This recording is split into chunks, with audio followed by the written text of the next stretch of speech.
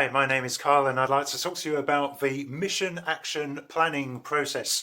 This is a tool to help your church journey forward and think strategically about the mission that God is calling you into, and to think what changes, what things can we do strategically to go forward in that mission. It involves three phases. The first is about fruitfulness indicators, the second is a dreaming phase, and the third is saying, well, okay, what are we actually going to do? Accompanying you through that process is a person called a mission accompanier. EMBA will help assign a person to you, and they will come and visit on several occasions to help guide and steer you through the process, kind of like a wise friend to help you through that process. That first phase is fruitfulness indicators. That's holding up a mirror to the church and asking some questions about how fruitful are you as a church, seen through some different categories. We find that phase normally throws up really good debate and discussion amongst leadership teams or with members about how you are as a church and what is working and what is not working, what areas you might need to attend to.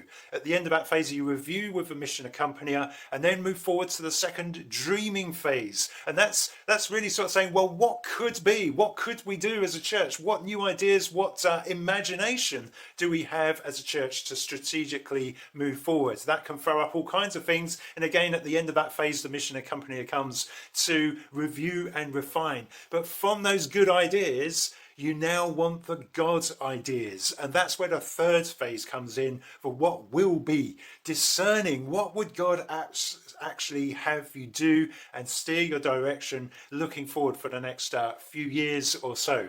Again, the mission accompanier comes and visits to help you refine and discern down those ideas. And from that, you write a plan, not reams and reams of paper, but write some clear statements to say, okay, over the next few years, these are some things that we're going to do. These are some adjustments we're going to make in different aspects of the church's life, with the aim of us as a church becoming more fruitful in mission.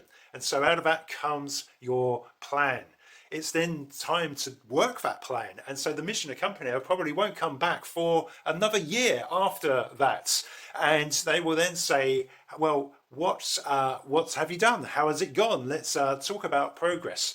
And remembering that you might have tried something as a church and perhaps it's been a total failure, but you can still learn from that. It's about being constructive and saying, what can we learn? What do we need to adjust? How do we move forward? And you can then decide as a church how many years you roll that forward with a mission accompanier helping you review after each year.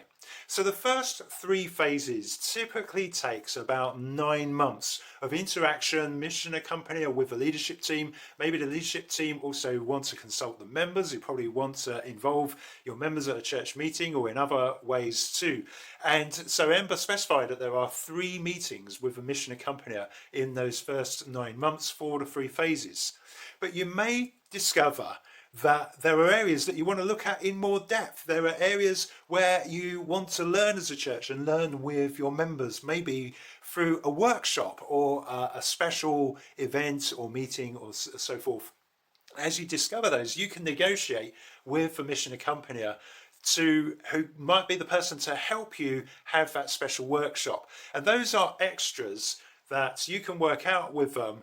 If you like, think of it as mission consultancy that the mission accompanier or maybe someone else could help you do to help you as a church.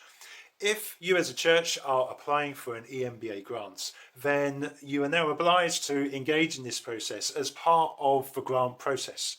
But it may be that as a church, you want to engage in mission action planning anyway, because you see it as a useful tool to help you think strategically about mission as a church. And EMBA are here to help facilitate and help you do that. They can assign a mission accompanier.